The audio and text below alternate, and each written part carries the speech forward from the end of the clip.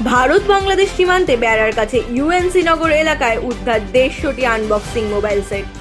সীমান্ত রক্ষা বাহিনীর টহল দেওয়ার সময় কাঁটাতারের পাশে বাক্সবন্দি ছিল বিভিন্ন কোম্পানির মোট 150টি বেওয়ারিশ মোবাইল সেটগুলি। তখন সীমান্ত রক্ষা বাহিনীর জওয়ানরা সেগুলিকে উদ্ধার করে সোনামুড়া থানা পুলিশের হাতে তুলে দেয়।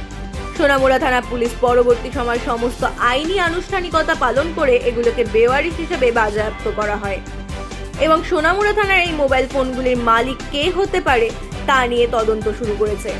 বাজেয়াপ্ত মোবাইল ফোনের বাজার মূল্য আনুমানিক 30 লক্ষ টাকা বলে জানান ওসি তাপস দাস।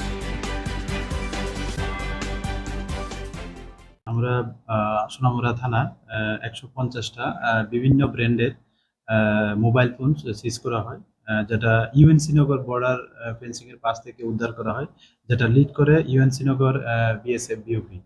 তো এটা আমরা আমাদের সোনামুড়া থানাতে একটা এনকোয়ারি স্টার্ট হয় যে এগুলি কোথা থেকে এসছে এবং এগুলোর ওনারকে এবং এগুলি ডেস্টিনেশন কোথায়।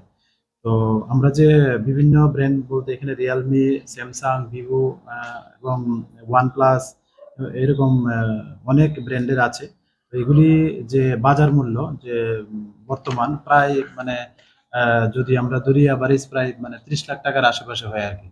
তো এগুলি আমরা দেখছি যে এগুলির সঙ্গে মানে এগুলির ওনার এবং এগুলির ডেস্টিনেশন কোথায় বা কে এগুলার মানে করসপন্ডিং করছে। তো এই উপরে ভিত্তি করে আমরা যা আইনত পদক্ষেপ নেওয়ার আমরা নিব অবশ্যই।